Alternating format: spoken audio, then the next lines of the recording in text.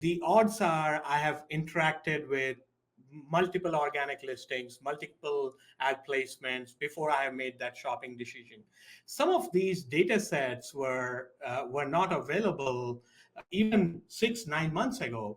And today, between AMC and retail signals and ad signals, you're able to see how a shopper interacted through different advertisements, different organic listings before they made the purchase decision. And it can be really powerful to understand which of those paths are most profitable, which one should you turn off, which one should you double down on.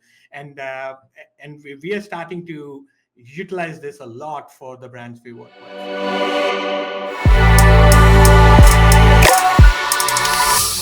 Hello, everyone. Welcome to another edition of Trellis Live. Today is going to be, I always say they're fun because they all are fun. And it's also an opportunity to kind of learn a bit more as well. But today I have the honor and privilege of being joined by Mr. Krishna Vemulapalli. He is the co-founder here, chief product officer. I call him the man. I also call him the myth. I also call him the legend. Depending on which day of the week it is and time of day, let's go with as well. But Krishna, thank you so much for joining us. Thank you for coming here and talking to us today. Oh, thanks for doing this, Ali, and looking forward to sharing what we have been learning over the last little while. Yeah, like I think a lot of what we've been it's interesting you say it that way because it's AMC is something that everyone needs to learn, right? And like coming to Accelerate, this is and for those of you here, I did a similar talk about this at Accelerate about 2 weeks ago, and Christian and I were both there along with a bunch of other people from our team. And if you were at Accelerate, good to see you again and joining us today. But coming from Accelerate, I actually remember the conversation. Like I started this with like, how many people know about AMC, right? And like everybody put their hand up, and everybody at this point knows about AMC. When I asked the next question of like, okay, well, how do people actually use AMC? And it was like 3 or 4 people, right? And so the learning part, I think, is where people are kind of stuck in that. How do we use it? How do we leverage it? And Christian, you talk to brands all the time. I think there was a bit of there's a lot of good data signals that AMC is bringing together. Yeah, but it's still and they're really, really powerful in terms of the insights that one can drive from bringing the right AMC data sets together. But the struggle is it still takes a data scientist or a software developer or somebody else to do that. And depending on how big a brand is or an agency is, it's really how do you tap into the potential. yeah. And once you can tap into the potential, that just opens up a whole gamut of new tool sets that allow you to profitably grow, I guess. And I think that's the key of it. Like I was talking to a brand this morning, and the biggest thing for them was that they didn't actually know. They didn't know so much. Like they didn't know. Like I don't know what I don't know, but I know I need to do more. And I think a lot of this conversation will be around that. It's going to be around what is more. How do you do more? How do you do better? How do you be more mature? And without setting it up more and more, I'm going to kind of jump into it in true fashion. If it's Christian and I, we got slides for you. Because there's going to be content on here. There's going to be things on here that are going to be super important. And we don't want to lose sight of those things and want to make sure that people are kind of following along. There's going to be some examples in here as well. But a lot of what you're looking to drive out of this is what are the KPIs that I need to look at to be more informed? What are the advertising and pricing strategies that I can leverage once I have this data that will actually allow me to evolve, that will allow me to be more informed, that will allow me to do more and be ultimately, and you guys know I say this all the time, more profitable. That is the goal. And speaking of profit is going down year over year. What in I think what I remember, Ali, from where you presented was right next to our booth, and I was able to had the vantage point there to see what's going on. Yeah. And one thing that jumped out for me was almost 60% of the people who were at the talk raised their hand when profit was brought out to be one of the top concerns. I think that's something that stood out for me when we were doing this. And that's so interesting, right? Like if everyone is facing the same problem, right? Like everyone in that room, right? Don't know about AMC, don't know what to do about it, facing a profit problem. Really, at the end of the day, when we start thinking about what can we do about it, I think the simplistic form of saying let's, rather than what we can do, let's focus on what we shouldn't do, and we just shouldn't be doing more of the same, right? If more of the same is putting us in this scenario, right? And there are a lot of examples of this, right? If you look at something as simple as how should somebody look at ACOS? And as an industry, we are used to optimizing for ACOS. The the question really comes down to, are we optimizing the ACOS for the right reason?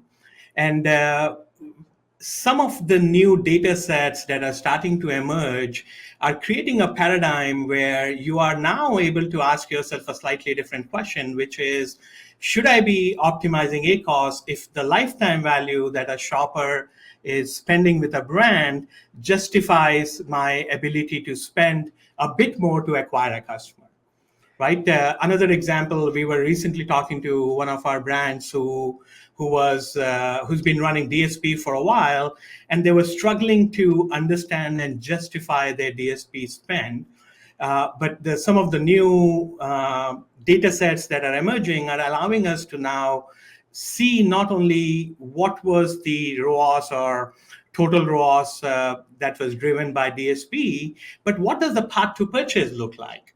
Right. And that completely opens a different dimension where you're starting to ask yourself the question of, what are the different ad products that a shopper got exposed to before they triggered the pricing decision? And when you look at things with that lens, DSP or SD, their performance is fundamentally very different, leading to a completely different choice in terms of what your advertising strategy should be for the top of the funnel. When we think about pricing, a few other things open up. If I understand what is my halo product, what product is a shopper buying from me when they are then coming and buying more things from me, from my catalog, what should be my pricing strategy for that product? Should that product be a part of a loss leader strategy? There's a whole new strategic dimensions that open up once you start to bring these new data sets together. Yeah, and there's a lot of what you said there. There's actually I think 6 different strategies that you said there, funny enough. But it's interesting where if we look at what you're going with, it is saying, well, how do we know what's actually working for us within our existing advertising, within our existing pricing, right? That's step one, right? Like the example you gave around the DSP, there's the example you gave around the Halo product and the pricing one there too, came back to the same premise of, they wanted to shut down DSP, right? Is that if we're thinking about the same? They were starting to contemplate the value propositions offered by DSP, Yeah. but the new data sets powered by AMC, your retail signals, your ad signals, it has really made it possible to be very nuanced and more informed about your strategies, really is what it came down to. And I think that's actually the crux of it, right? Like, they were in each of these scenarios, people can't leverage an effective loss leader strategy if they're not informed. They can't determine the value of DSP if they're not informed. They can't determine the value of the existing strategies that they're running and the optimizations and the way they do it day over day if they're actually not informed by shopper data, right?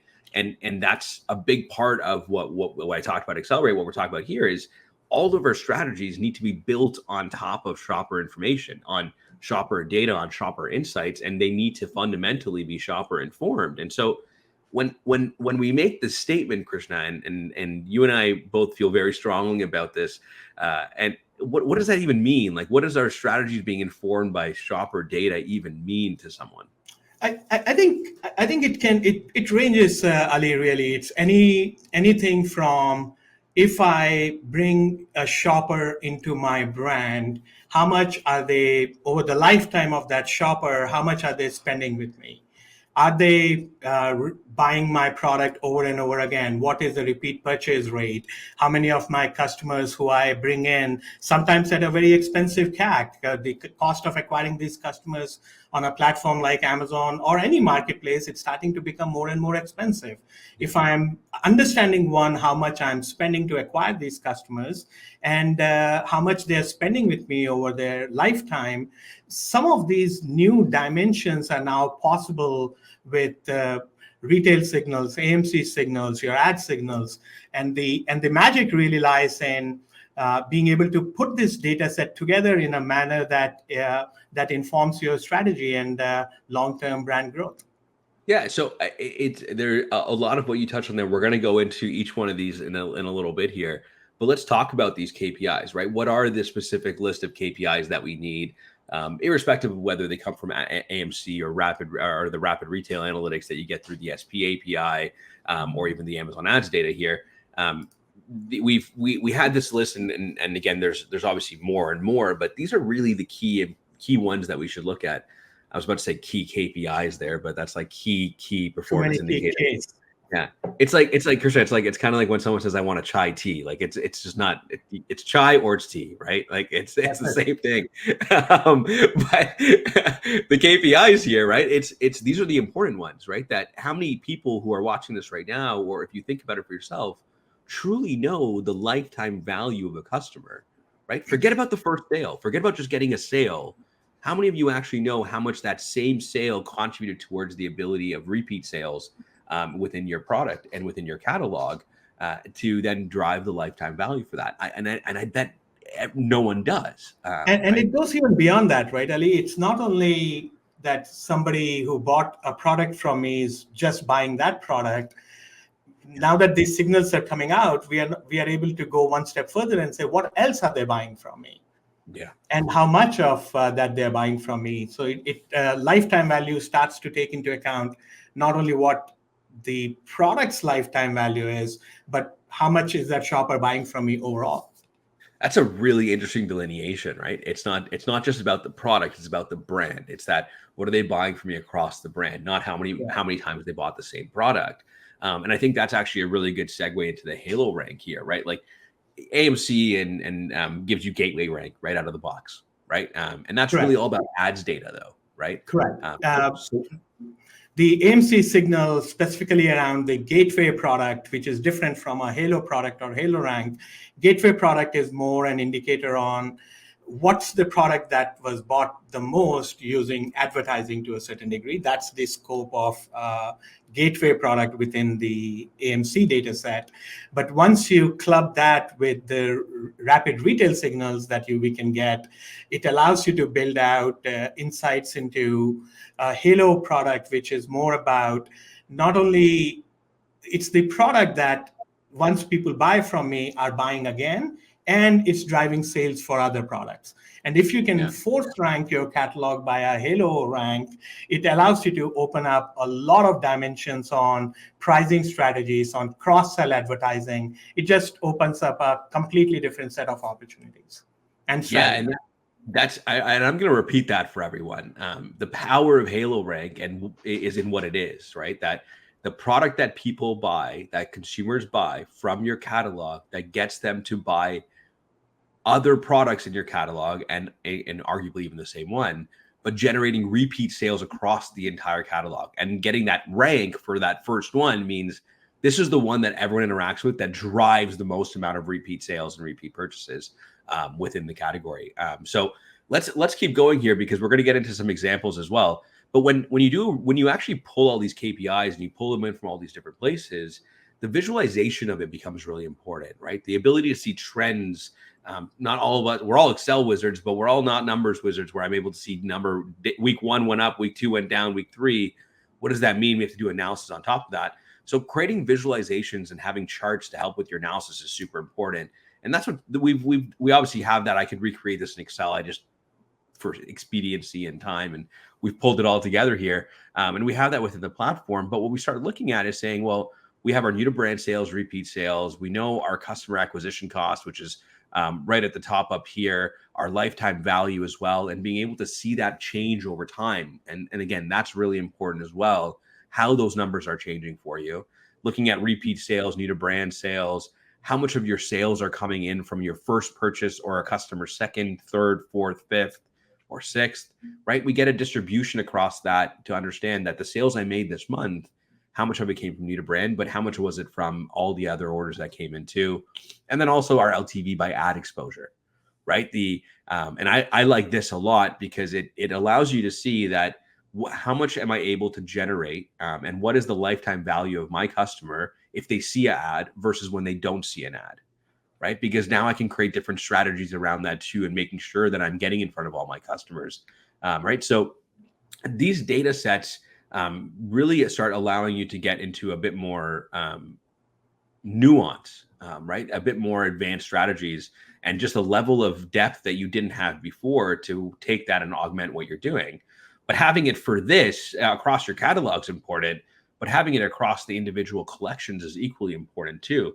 And so, Yeah, I think it's, I think just to maybe give it a bit more color, Ali, what you were showing earlier is for a brand to understand, most of the brands sell more than one product. They sell products across multiple categories and whatnot. It's one thing to try and understand that at an organization level or at a brand level, but my categories behave very differently. My margin profiles, my profit profiles across the categories and different products are very, very different.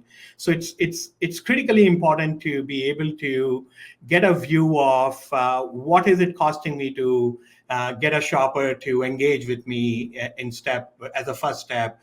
Once they do engage with me or my brand, how much are they spending with me at that category level and at an individual product level? I think those dimensions are critical to understanding the different choices and different strategies you may want to run across different categories and for different products.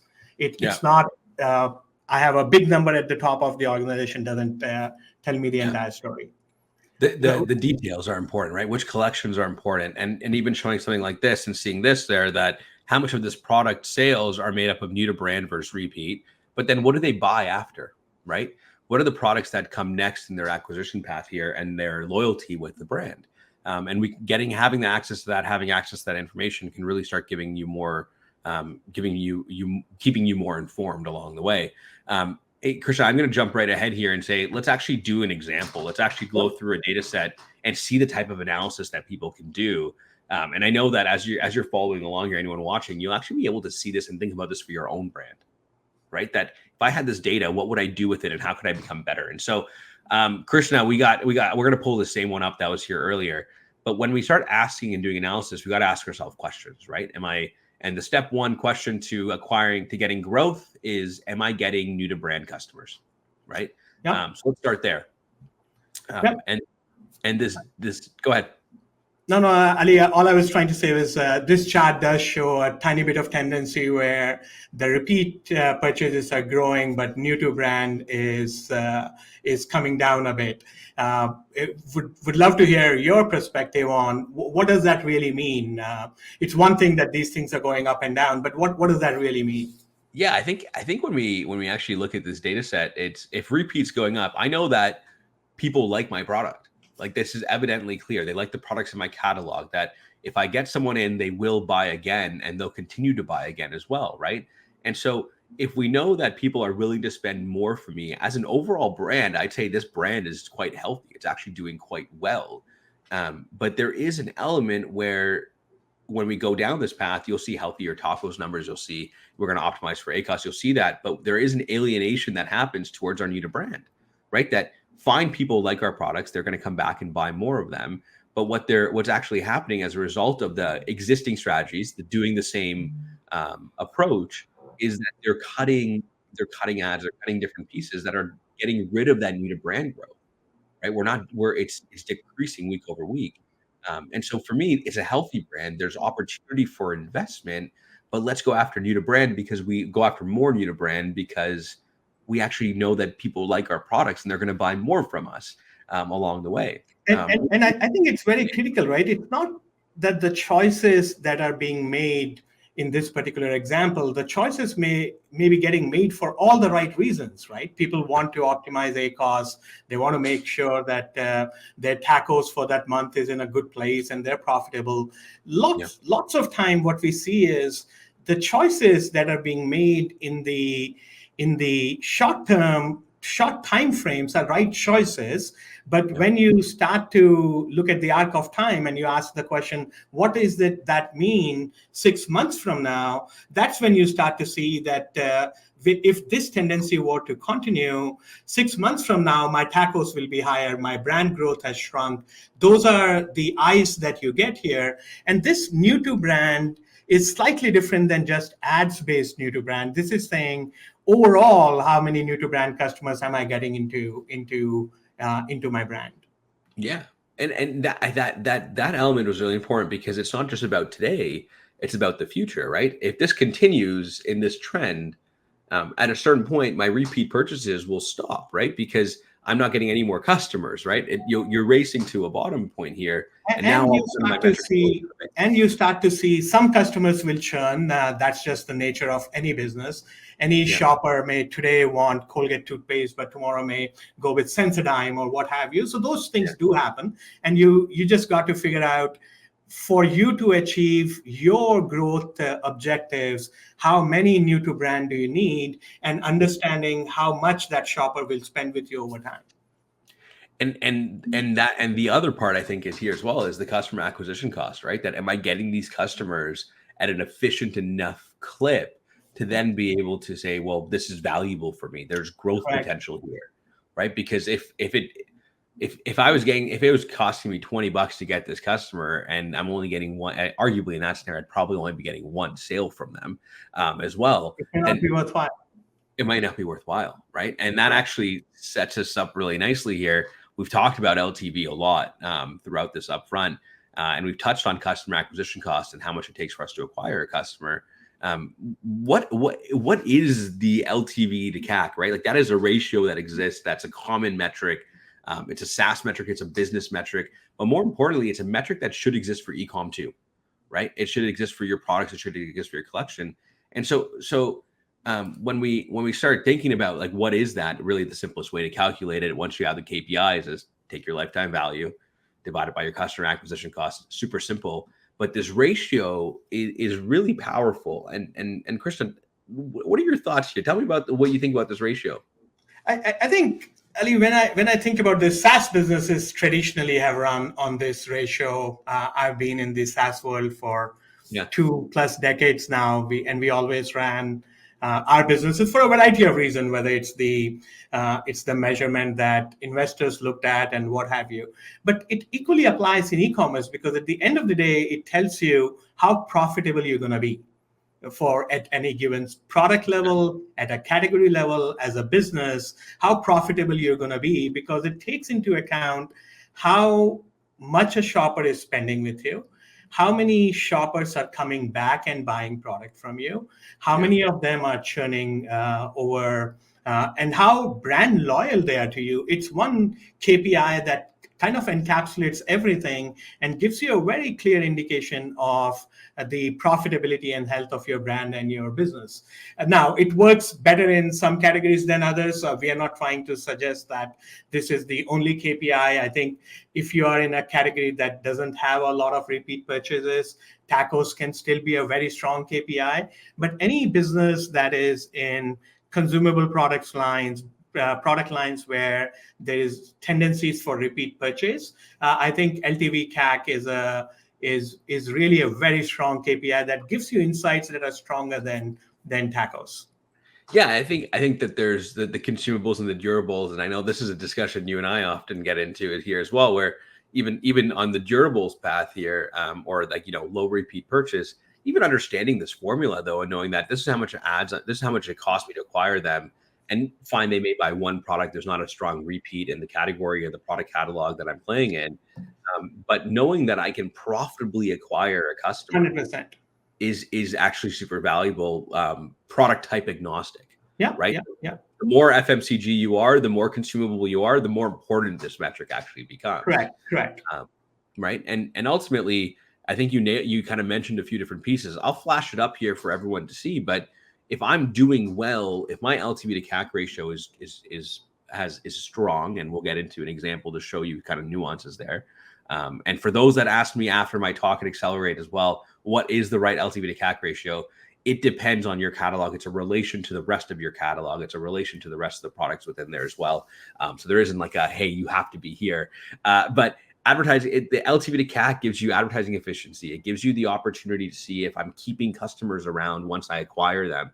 And then saying, well, is there room for us to continue to grow? That if it costs me minimal to get them, but they're going to spend a lot with me over the lifetime, there's a lot of growth potential here, and I should actually double down on that as well, right? And ultimately, at the end of the day, the larger this ratio is, the more profitable I am, because it didn't take me much to get them into my brand, but I was able to make money off of them for the time that they were with my brand and buying products from my brand, right? And so that delta becomes really, really important. But let's actually look at this in real life, like a real life data set here. And so, Krishna, I'm going to throw it over to you here a little bit as well. But we've done the math here. We've done the LTV to CAC ratios here on the side, and you can see them play out here. Based on just seeing these three, what are your thoughts just looking at this data?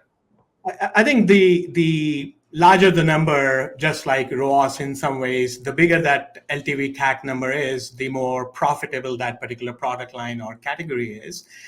Some things that jump out for me is the first and third product seems to have lower customer acquisition cost, but higher lifetime value.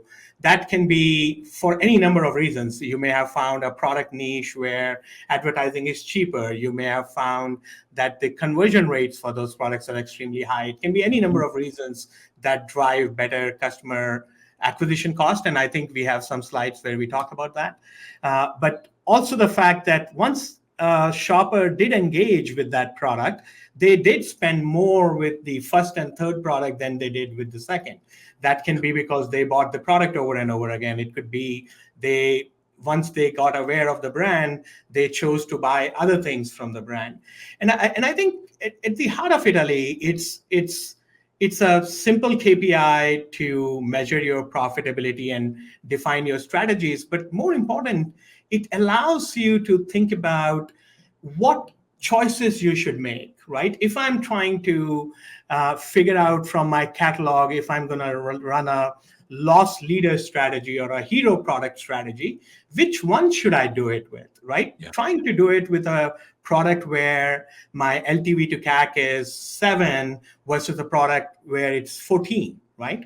I think there are reasons why you want to consider doing it with products where you have better LTV to CAC. You have the margin potential there. You can give some to attract more shoppers into your brand. So it's really about the strategies, pricing and advertising strategies to inform through these data sets. Yeah, and I think like and everything you say rings so true. And when you look at this data set here, like we're spending a good amount of ad spend right here on acquiring a customer at $3.65, right? Like, and that's 6.91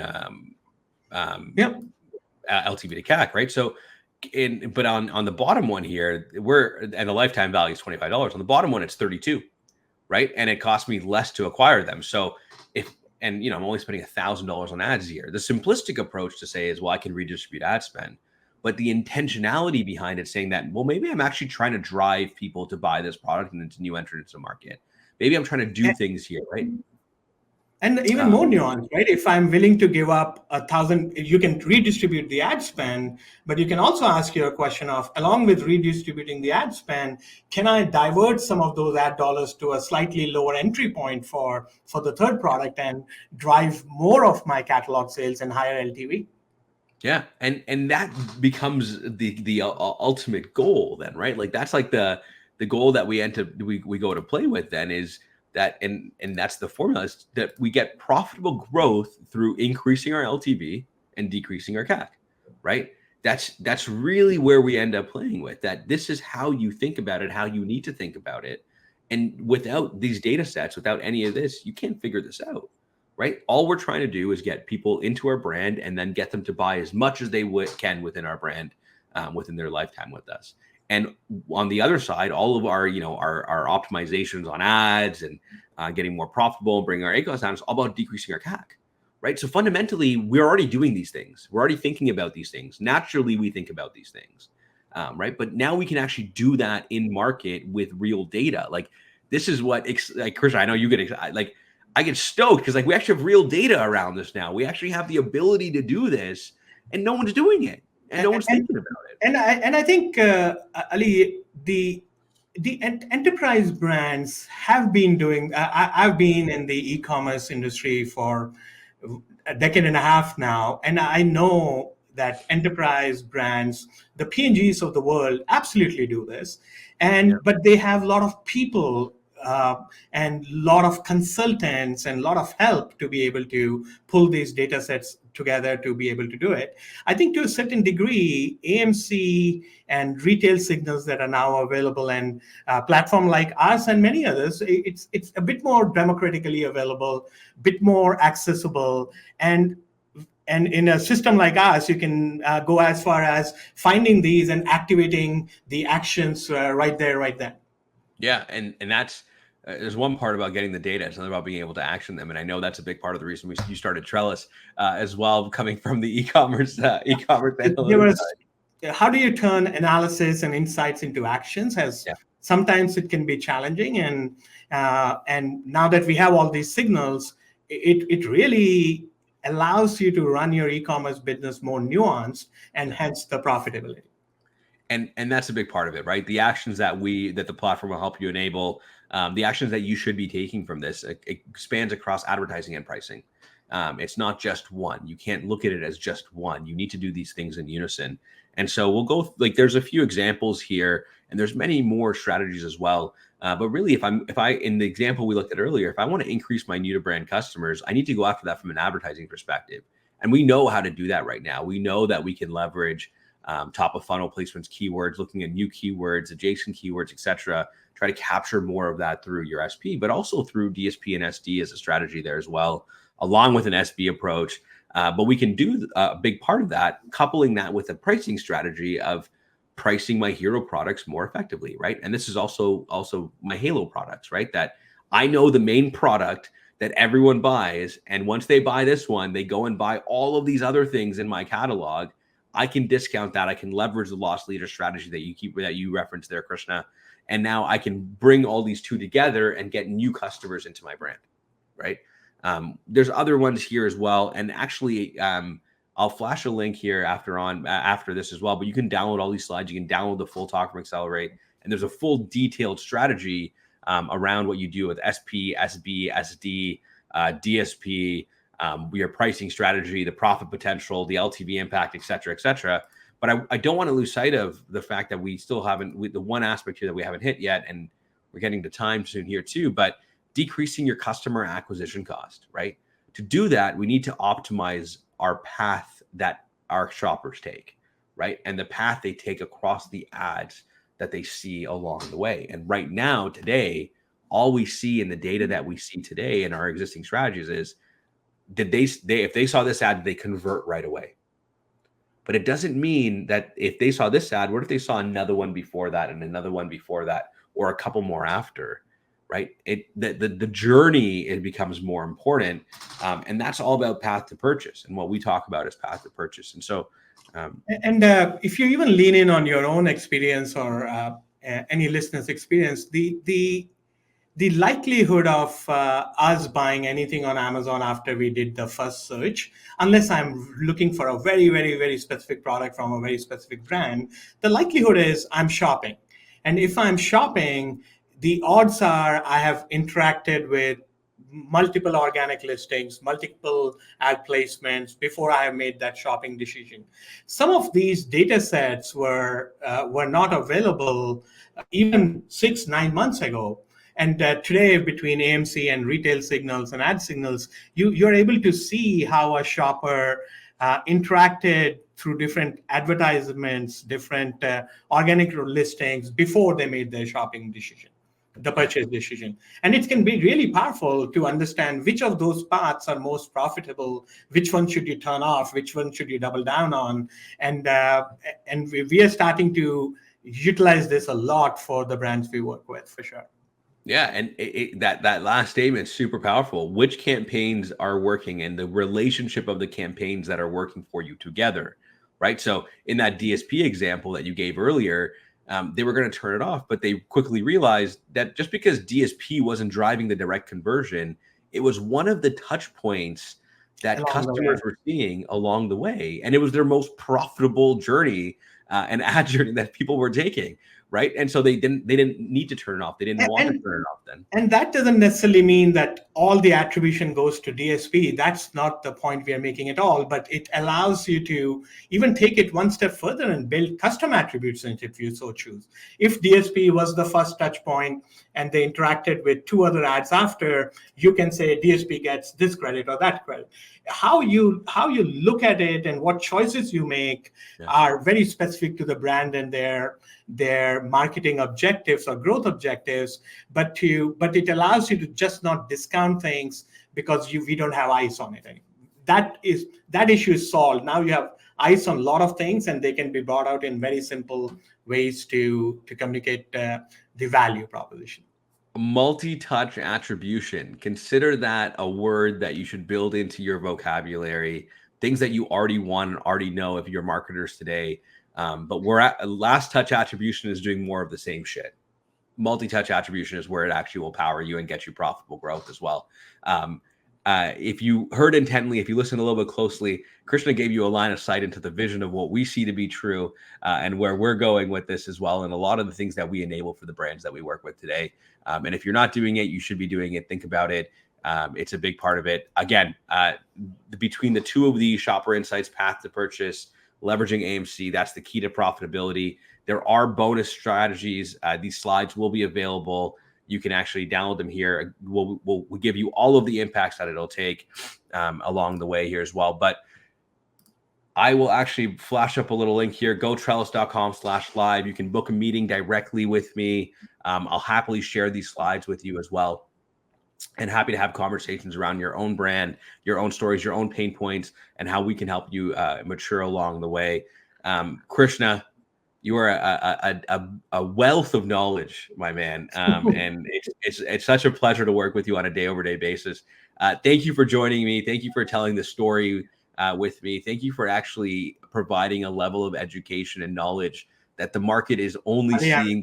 I'm sure you will tell me what you really think after this call. No, it's always fun. Thanks, Kay. I appreciate it. Everyone, we'll see you next time on Trellis Live. There is a new one coming up, and I'm going to poke a date here. October 10th. I promise you don't want to miss this.